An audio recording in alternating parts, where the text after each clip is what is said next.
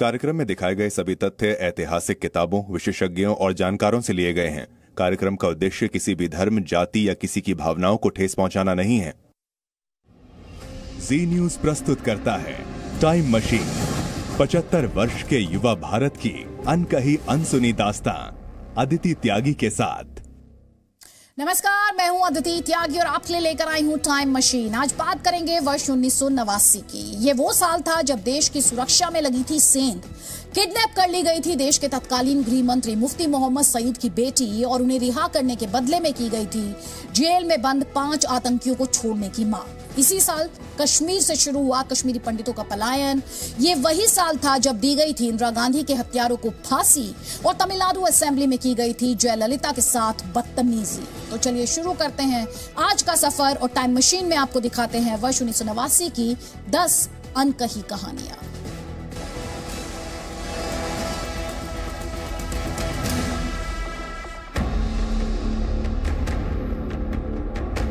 इकतीस अक्टूबर 1984 ये वो दिन था जब देश में इंदिरा गांधी की हत्या कर दी गई।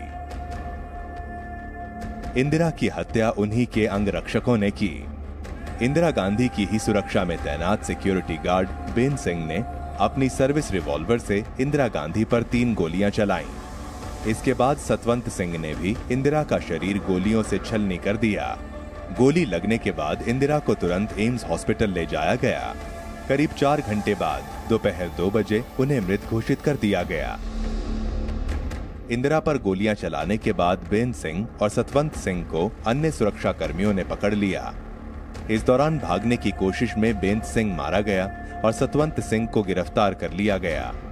वहीं इंदिरा गांधी की हत्या की साजिश रचने वाले कहर सिंह और बलवंत सिंह पर भी मुकदमा चला, लेकिन बलवंत सिंह के खिलाफ ज्यादा सबूत नहीं मिले और वो रिहा हो गया। लेकिन अदालत ने इंदिरा पर गोलियां चलाने वाले सतवंत सिंह और साजिश रचने वाले कहर सिंह को उनकी हत्या का दोषी मानते हुए सजाए मौत सुनाई। सजा के करीब 5 साल बाद यानी 1979 को तिहाड़ जेल में इन दोनों को फांसी दे दी गई।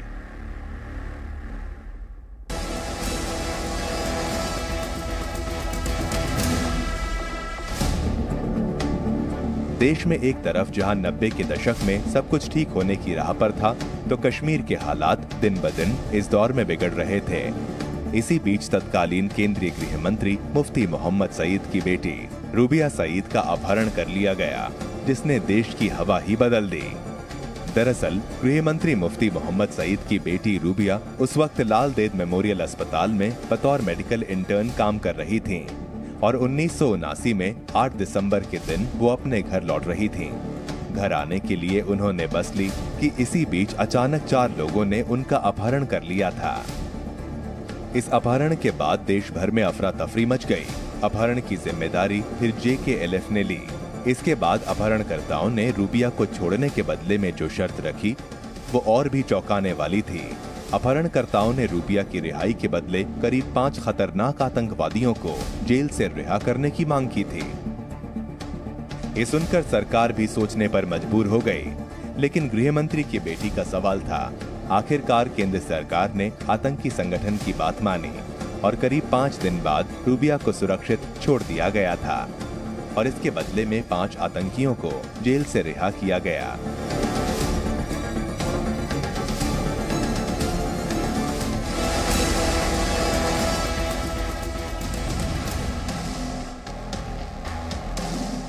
उन्नीस को तमिलनाडु असेंबली में एक ऐसी घटना हुई जिसने न सिर्फ देश के लोकतंत्र को शर्मसार किया, बल्कि पूरी राजनीति को ही बदल कर रख दिया। 25 मार्च 1979 को तमिलनाडु विधानसभा में बजट पेश किया जा रहा था। सदन में जैसे ही बजट भाषण पढ़ा जाना शुरू हुआ, जयललिता और उनकी पार्टी के नेताओं ने विधानसभा में हंगामा शुरू कर दिया। हंगामा इतना बढ़ा कि विपक्ष के किसी नेता ने मुख्यमंत्री करुणानिधि की तरफ फाइल फेंकी, जिससे उनका चश्मा गिरकर टूट गया। जयललिता ने जब देखा कि हंगामा ज्यादा बढ़ रहा है तो वे सदन से बाहर जाने लगी। तभी मंत्री दुरई मुरुगन आ गए और उन्होंने जयललिता को बाहर जाने से रोका और उनकी साड़ी खींची, जिससे उनकी साड़ी फट गई और वो खुद भी जमीन पर गिर गईं। सत्ता पक्ष यानी DMK और विपक्ष यानी AIADMK के सदस्यों के बीच विधानसभा में हाथापाई हुई। अपनी फटी हुई साड़ी के साथ जयललिता विधानसभा से बाहर आ गईं। यही वो दिन था जब जयललिता ने सदन से निकलते हुए कहा था कि वो मुख्यमंत्री बनकर ही इस सदन में वापस आएंगी, वरना कभी नहीं आएंगी।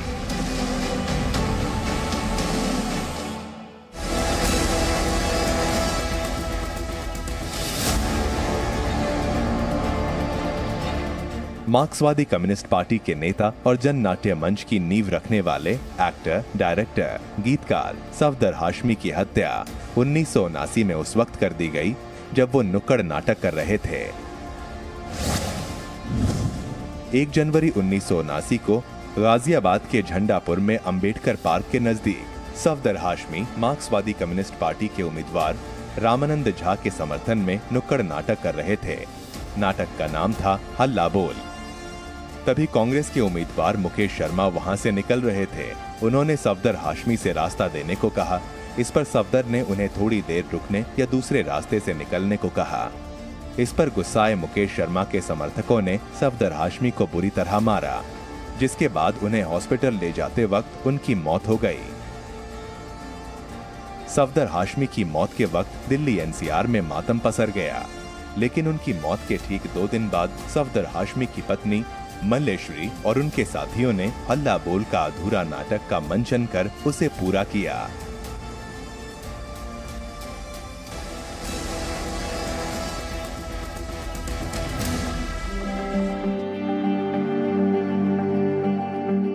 नवंबर 1979 में जब राम मंदिर के लिए पहली ईंट रखी जानी थी, तब पूरे भारत के हिंदू विद्वानों ने कामेश्वर चौपाल के नाम का चयन किया था।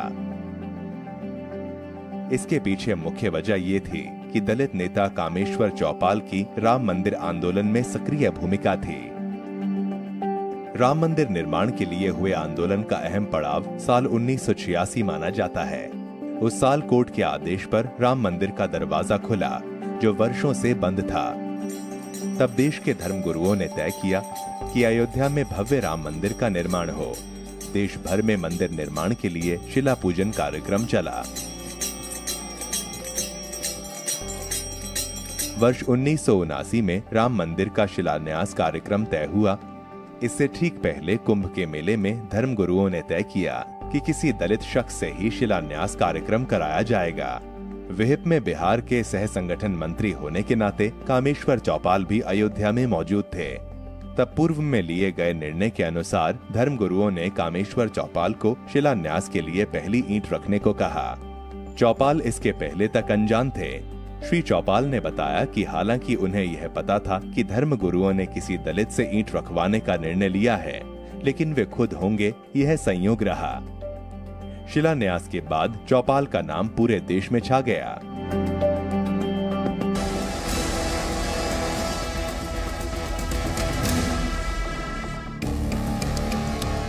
(1987) में भारतीय शांति रक्षा सेना श्रीलंका में शांति बनाए रखने के लिए एक स्पेशल ऑपरेशन के तहत काम कर रही थी, जिसका उद्देश्य liberation tigers of Tamil Eelam यानी LTTE और श्रीलंकाई सेना के मध्य श्रीलंकाई गृह युद्ध को समाप्त करना था।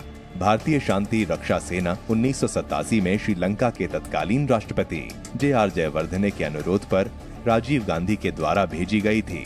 लेकिन 1979 में जब रणसिंघे प्रेमदासा श्रीलंका के राष्ट्रपति बने, तो उन्होंने भारत को धमकी दी कि अगर भारत ने जल्द अपनी सेना नहीं हटाई तो वो युद्ध से भी पीछे नहीं हटेंगे, जिसका खुलासा भारत के हाई कमिश्नर के तौर पर काम करने वाले लखन लाल मल्होत्रा ने किया।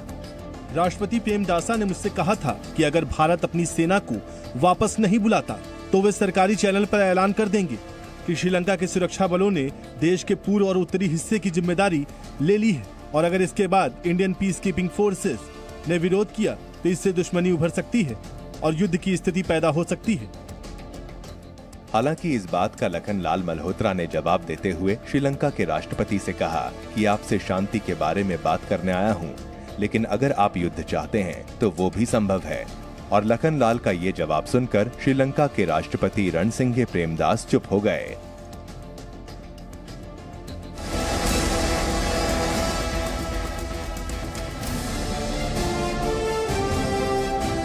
आजादी के लंबे वक्त बाद साल 1979 आया, जब सुप्रीम कोर्ट को पहली महिला जज मिली। जी हाँ, साल 1979 आया तो सुप्रीम कोर्ट को पहली महिला जज के तौर पर फातिमा बीवी मिली। 1947 में आजादी के बाद साल 1950 में देश का संविधान लागू हुआ और संविधान लागू होने के साथ ही देश में सुप्रीम कोर्ट की भी स्थापना हुई। लेकिन सुप्रीम कोर्ट की स्थापना के करीब 39 साल बाद यानी 1979 में सर्वोच्च न्यायालय की पहली महिला जज फातिमा बीवी बनी। फातिमा बीवी जब सुप्रीम कोर्ट की जज बनी तो हर तरफ उनकी तारीफ हुई और उन्होंने इतिहास रचा। फातिमा बीवी सिर्फ भारत में ही नहीं बल्कि पूरे एशिया में इस पद पर पहुंचने वाली पहली महिला बनी।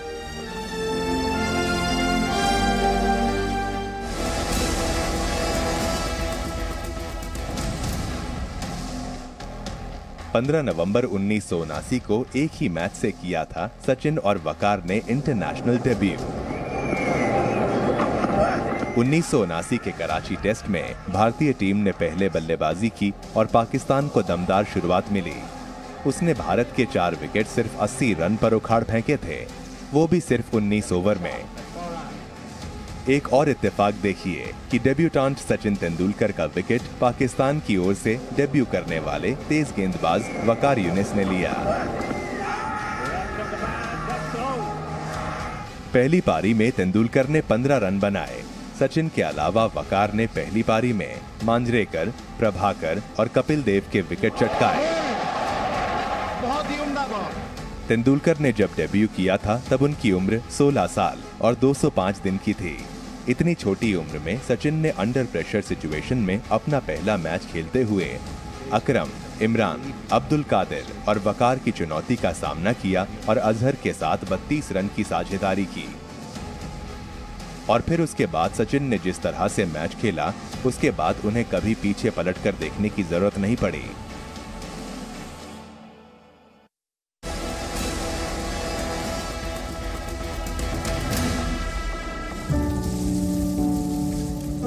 नब्बे का दशक कश्मीर में रहने वाले कश्मीरी पंडितों को वो घाव दे रहा था जो अब तक नहीं भर पाए हैं। 1979 ही वो साल था जब कश्मीर से कश्मीरी पंडितों का पलायन शुरू हो गया था। कश्मीर में आए दिन टारगेट किलिंग हो रही थी। एक एक करके कश्मीरी पंडितों को मारा जा रहा था। भले ही कश्मीर से कश्मीरी पंडितों को 1990 में निकाला गया था, लेकिन इसकी शुरुआत 1979 में ही हो गई थी। उस दौर में मस्जिदों में घोषणा की जाने लगी कि कश्मीरी पंडित काफिर और पुरुषों को कश्मीर छोड़ना होगा। अगर नहीं छोड़ा तो इस्लाम कबूल करना होगा, नहीं तो उन्हें मौत की नींद सुला दिया जाएगा। जिन लोगों ने मजबूर होकर कश्मीर छोड़ना तय किया, उन्हें अपने घर की महिलाओं को वहीं छोड़ने के लिए कहा गया। धीरे धीरे से कश्मीरी पंडितों का वजूद खत्म किया जाने लगा और यही वजह है कि साल 1979 से लेकर 1990 में ना जाने कितने कश्मीरी पंडित बेघर हुए और कश्मीर छोड़कर चले गए।